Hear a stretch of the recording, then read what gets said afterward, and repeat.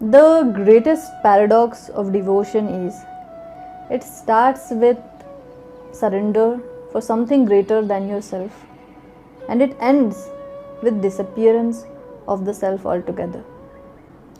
The devotion, भक्ति,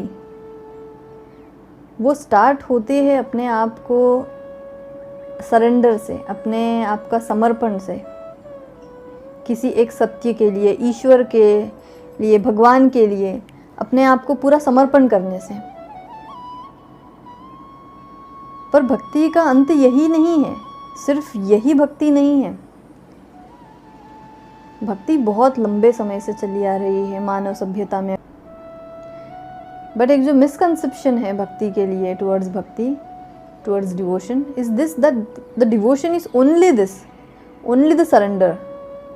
Most of the people still think that devotion is just love, कि आपको भगवान से, आपको ईश्वर से, आपको एक ऐसे बिलीफ सिस्टम से, एक एंटिटी से, एक फिलॉसफी से इतना प्यार है कि आप अपने आप को सरेंडर कर रहे हो उसमें। But it should start there, and that is not the end of devotion, that is just the beginning. कि सारी नदियाँ महासागर में विलीन हो जाती है अंततः। Like that any form of worship, any form of reaching the truth, the ultimate reality, the ultimate goal is to reach the truth, is to become the truth. There has to be no duality in the end. So devotion भी, भक्ति भी बिल्कुल उसी तरह last में द्वैत नहीं रहना चाहिए कि आप और भगवान के बीच का जो स्पेस है, जो डिफरेंस है, अंततः वो ख़त्म हो जाना चाहिए। जैसे आप एक नदी है और जो ईश्वर है वो महासागर है। आप ये नहीं बता सकते हैं कि कहाँ पर नदी ख़त्म हुई और कहाँ से महासागर शुरू। It merges into one.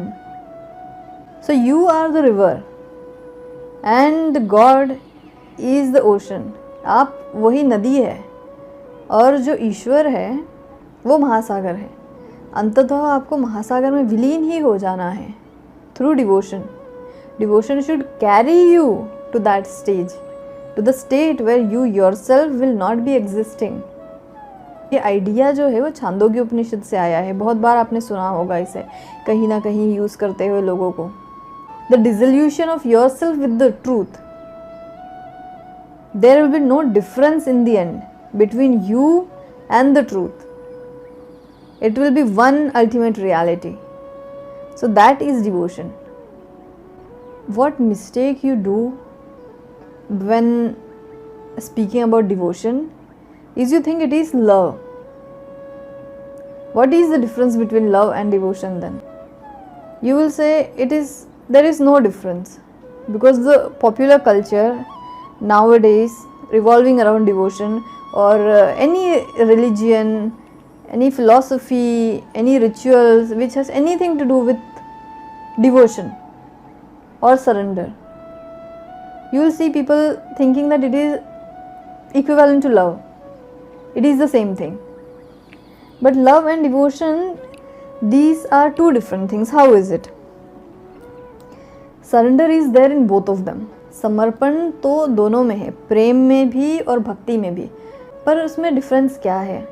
When we are talking about devotion, जब हम बात कर रहे हैं भक्ति की, तो जो सत्य है या जो ईश्वर है, जो भगवान है, वो आपसे ऊपर है। और जब हम बात करते हैं प्रेम की, तो प्रेम में जो ऑब्जेक्ट ऑफ लव है वो आपसे कम भी हो सकती है। जैसे कि एक मनुष्य का प्रेम किसी पेड़ पौधे के लिए, एक मनुष्य का प्रेम किसी पशु के लिए, किसी पक्षी के लिए, तो क्या आप उसको भी डिवोशन कहेंगे? नहीं। Mostly it only comes in love. You will not say that people are devoted to their pets. They love their pets. They care for the animals which they have as their pets. They care for the nature. they are not devoted. There are some people who are devoted, but mostly if we are taking in general term, average, it is just love. Devotion is higher. When you see an animal loving a human, there many a times you see glimpses of devotion. When you see somebody too much in love with philosophy, with a subject, with a study, with an idea, with a religion, there you will see devotion. So devotion or bhakti does not happen when the subject and object are equal. It does not happen, devotion does not exist when the object of devotion is lower. So जब आप देखते हैं devotion के नाम पे कि जो भगवान हैं उनके कपड़े ऐसे ऐसे हैं और वो इतने सुंदर हैं, उनके बाल इतने लंबे हैं, या उनकी आंखें इतनी बड़ी है, या उनकी आवाज़ इतनी मीठी है, ये जो भी भजन है या स्तुतियाँ हैं भगवान को याद करने के लिए, जिसे माना जाता है कि वो डिवोशन है, वो भक्ति है, वो भक्ति नहीं है, that is obsession, not devotion. So जब आप एक्सप्रेस कर रहे हैं डिवोशन को, जब आप फील कर रहे हैं, जब आप एक्सपीरियंस कर रहे हैं, then how will you realize that this is love, this is devotion, or this is just love, this is not devotion? जब आप किसी ईश्वर को उनके जो एक्सटर्नल अपीयरेंस है उसके बारे में सोच रहे हैं, उसको रिपीट कर रहे हैं, उसको बता रहे हैं लोगों को, दैट इज़ लव. पर जब आप ईश्वर के या भगवान के एग्जिस्टेंस में, उनके सामने आप अपने आप को भूल जाते हैं, आप उनके एक्सटर्नल अपीयरेंस को भूल जाते हैं, आप ये भूल जाएंगे कि आप में और उनमें कोई डिफरेंस है. वो कैसे होगा? जब अपने आप को भूल जाएंगे कि आप यहाँ पे एग्जिस्ट कर रहे हैं. Then goes the difference between you and the object of devotion. तो जब आप जिस भी चीज़ से, वस्तु से, भगवान से, आइडिया से आप डिवोटेड फील कर रहे हैं उनसे, आप उस चीज़ से बहुत डिवोटेड है, आप उनके एग्जिस्टेंस में अपना एग्जिस्टेंस भूल जाएंगे, that is devotion. So devotion is not a small thing. Belief system ये भी है लोगों का कि this devotion is only for simple minded people. पर अगर आप डिवोशन को डिटेल में समझेंगे, उसके आप डेप्थ में जाएंगे, then you will understand what devotion really is. क्योंकि जो ज्ञान का मार्ग है, जो साधना का मार्ग है और जो भक्ति का मार्ग है, वो सब अंततः उसी सत्य तक आपको पहुंचाएंगे. वो कैसे? क्योंकि when I am talking about devotion, जब मैंने बात की भक्ति की, तब मैंने कहा कि आप अपने अस्तित्व को भूल जाएंगे ईश्वर के सानिध्य में, भगवान के प्रेजेंस में आप अपने एग्जिस्टेंस को भूल जाएंगे. That means what? कि आपका जो ईगो है आप उसको हटा पा रहे हैं कुछ टाइम के लिए. Now what is ego? What is self which I am talking about? Self is not the higher self. यहाँ बात ब्रह्म की नहीं हो रही है, यहाँ बात हो रही है जब आप बोलते हैं कि ये मेरा शरीर है, या ये शरीर ही मैं हूँ, और मेरे इमोशंस, मेरे मेमोरीज, मेरी लाइफ, ये जो मेरा जो आपको लिमिट कर रहे हैं, that I am talking about. कि वो जो ईगो है आप उसको कुछ टाइम के लिए अपने आप से अलग कर पाते हैं through devotion. So what happens, अब ये ईगो को आपने अपने जो लिमिटेड ईगो है, अपने अस्तित्व को जैसे आपने हटाया, वैसे ही आगे जाते जाते you become only the reality, the truth or the Ishwar which you are searching for. जैसे रामकृष्ण परमहंस, वो ध्यान करते थे, ध्यान सिखाते भी थे, भक्ति की भी बात करते थे, और उनका जो बात था वो सिर्फ डिवोशन का था. But story is not just that. उन्होंने भक्ति से स्टार्ट किया, जो भक्ति आज जो समाज में पॉपुलर भक्ति है कि making your mind devoted to the goddess, where the only the object of devotion exist, कि आपका जो खुद का अस्तित्व है वो धीरे धीरे कम होने लगता है। और उन्होंने जब ध्यान की बात करी, जब उनको खुद उनके टीचर में जो जिन्होंने उन्हें ध्यान सिखाया, जिन्होंने उन्हें तंत्र सिखाया, तंत्र के टीचर्स है, but he started with the same idea of devotion. तो वो अपने आप के अस्तित्व से दूर हो पाए, तो फिर वो ध्यान में बैठ पाए। So do not forget the entire journey which he did in his life।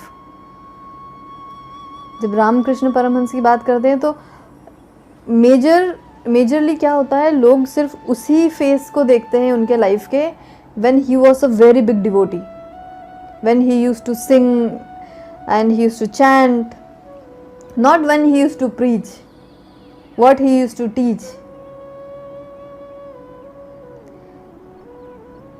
तो ये जो जर्नी है, इसमें डिवोशन की जर्नी में आप अपने आराध्य को, अपने भगवान के लिए इतने समर्पित हो जाते हैं कि आप अपने अस्तित्व को ही धीरे धीरे भूलने लगते हैं।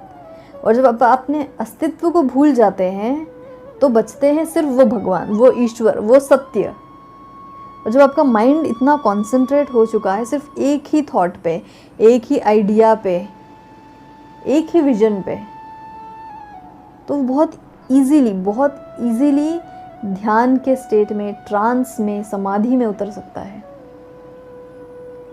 उस सत्य के ओशन से, महासागर से एक हो सकता है। जैसे अभी मॉनसून स्टार्ट हो चुका है अपने कंट्री में, वर्षा काल शुरू हो चुका है, तो आप देखेंगे जब लाइट जलता है, स्ट्रीट लैम्प्स और कहीं भी फायर, कैंडल, लैम्प्स आप जलाते हैं तो बहुत सारे मौत आके उसको घेर लेते हैं। They try to touch the fire. पतंगा, तो पतंगा कैसे रोशनी की तरफ अट्रैक्ट होता है। तो एक ऐसे ही समय की बात है, कुछ पतंगों के बीच में एक विवाद छिड़ गया कि ये जो अग्नि है वो क्या है। अग्नि को कोई जानता नहीं था कि अग्नि क्या है। तो एक छोटा पतंगा अग्नि के पास गया, उसने देखा और आके बताया कि मैं जान गया हूँ अग्नि क्या है, मैंने उसे बहुत पास से देखा है।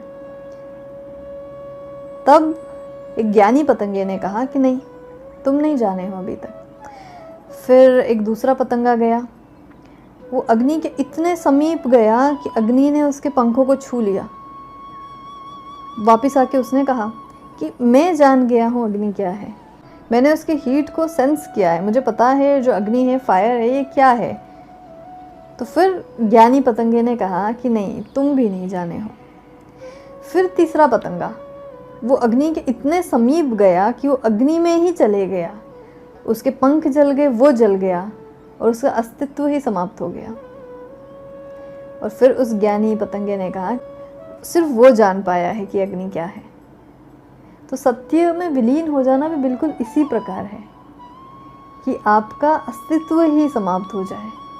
ये सिर्फ सुन लेना, सिर्फ उसके बारे में, सत्य के बारे में आप भजन गा लेना या उसे मंत्रों के द्वारा जप लेना, सिर्फ यही सत्य नहीं है और सिर्फ यही भक्ति नहीं है।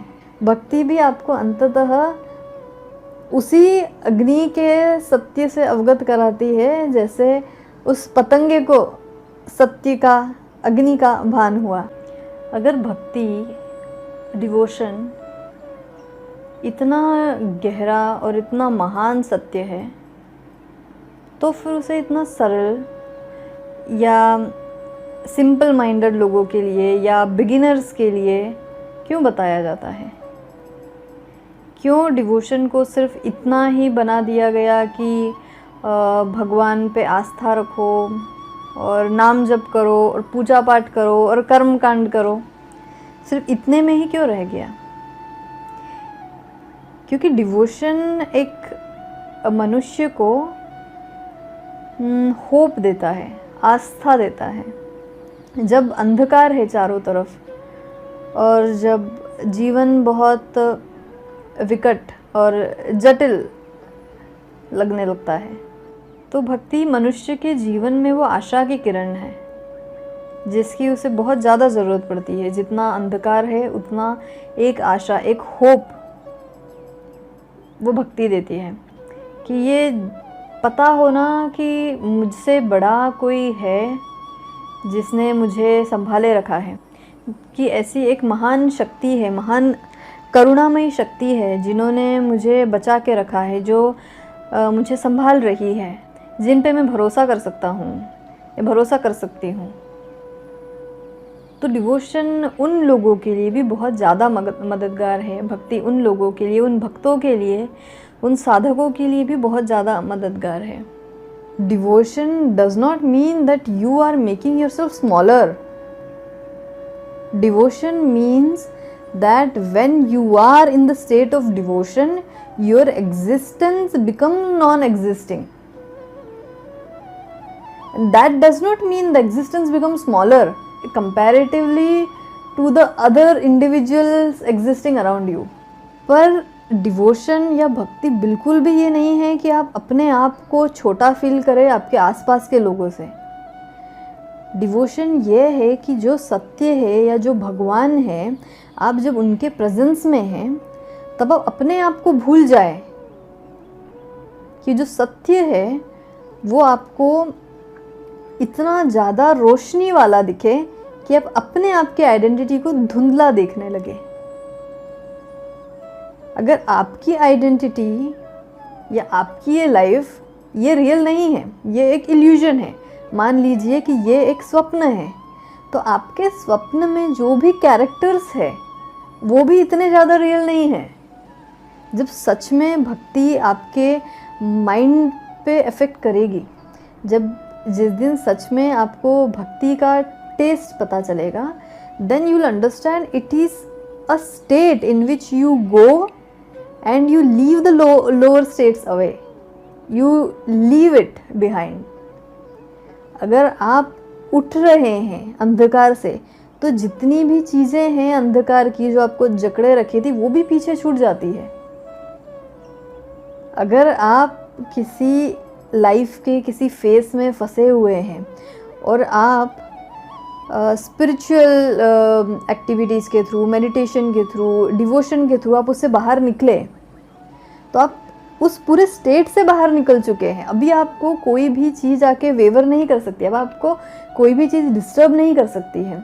जैसे आप किसी ट्रॉमा को हील कर रहे हैं, until and unless you have completely healed from that memory or traumatic experience, you will be facing it again and again.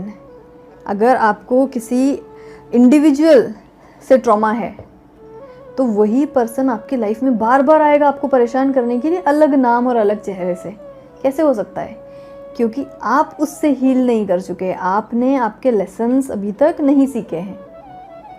पर जिस दिन आपने आपके लेसन सीख लिए, आप हील हो चुके हैं, तब वही चीज़ अगर आपके लाइफ में होगी तब भी आपका ध्यान ही नहीं जाएगा।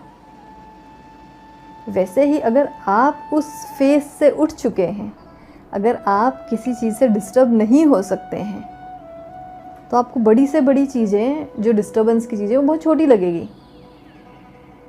आप छोटे नहीं होंगे, वो चीज़ें, वो एटमॉस्फेयर, सेम थिंग्स बहुत छोटी हो जाएगी। तो ये तो बिल्कुल भी इम्पॉसिबल है कि अगर आप डिवोटेड हैं एक ट्रूथ से या एक ईश्वर से, एक भगवान से, तो आप छोटे हो जाएंगे और भगवान बड़े हो जाएंगे।